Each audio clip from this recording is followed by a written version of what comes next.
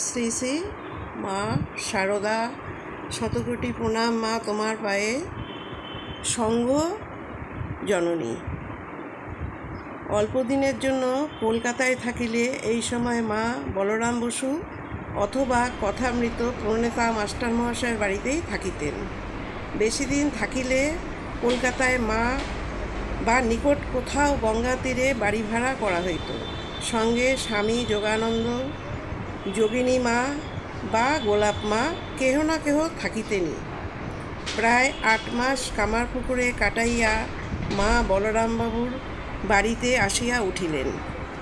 এই ছাদে ধ্যানকালে একদিন তাহার যে আনন্দময় অনুভূতি হয় তাহা সখী স্বরূপা যোগিনী মার কাছে ব্যক্ত করেন। দেখলাম যেন কত দূরে চলে গেছি, সকলেই আমাকে ভালোবাসছে। কী রূপ আমার! ঠাকুরও রয়েছেন, সকলে কি যত্নে আমাকে তার পাশে বসিয়ে দিলে, কি আনন্দ হচ্ছিল সে আর ভাষায় বলতে পারি না। যখন মন নেমে এলো দেখলাম শরীরটা পড়ে রয়েছে। ভাবছি কি করে ওটার ভেতর ঢুকবো। খানিক পরে শরীরের চেতনা ফিরে এলো। শ্রী রামকৃষ্ণের আজ্ঞা অনুযায়ী শ্রী শ্রী মা এই সময় গয়াধামে চন্দ্রামণি দেবীর পিণ্ডদান করতে যান।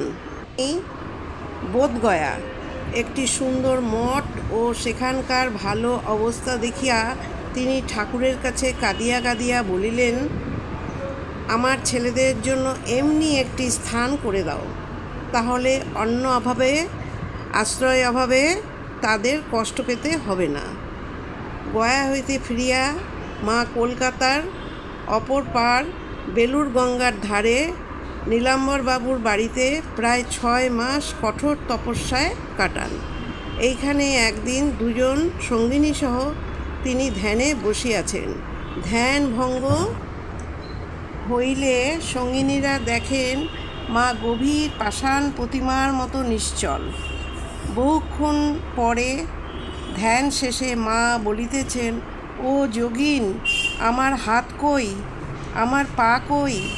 সম্পূর্ণ দেহ জ্ঞানরহিত এই উচ্চতম সমাধির পরেও দিন কতক নানা বর্ণের জ্যোতির মধ্যে তাহার চিত্ত লীন হইয়া যাইত এবং মনও সর্বদা অন্তর্মুখ থাকিত।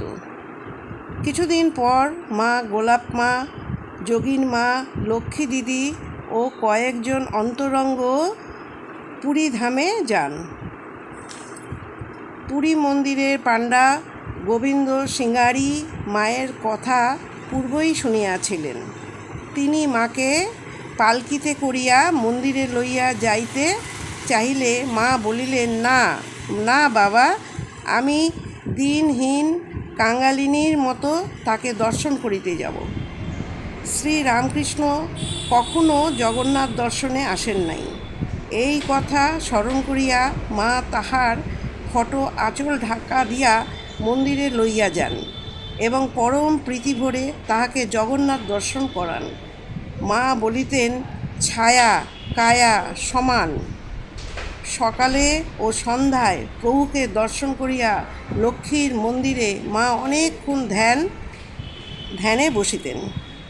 এইভাবে পুরীতে 4 মাস কাটাইয়া কলকাতা ফিরিয়া মা আটপুর তারকেশ্বর হইয়া কামারপুকুরে যান।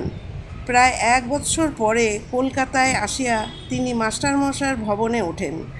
তখন ভক্ত বলরাম বসুর খুব অসুখ চলিতেছে। শেষ সময়ে নিকটে থাকিবার জন্য মা তাহার ভবনে আসিলেন। কয়েকদিন পরে শ্রী শ্রী মায়ের চরণ পদ্ম দেখিতে দেখিতে বলরাম পুণ্যলোকে চলিয়া গেলেন। শোকস্তব্ধ পরিবারের সঙ্গে কিছুকাল কাটাইয়া মা আবার বেলুরের নিকট ঘুষরিতে তপস্যায় মগ্ন হন। এই স্থান হইতেই নরেন্দ্রনাথ তাহার আশীর্বাদ লইয়া পরিব্রাজক বেশে বাহির হইয়া যান। আজ এইটুকুই তোমাদের সাথে শেয়ার করলাম। আগামীতে আবার চেষ্টা করব করার। শ্রী শ্রী মা ঠাকুর সবার মঙ্গল করো, সবাইকে ভালো রেখো, সুস্থ রেখো।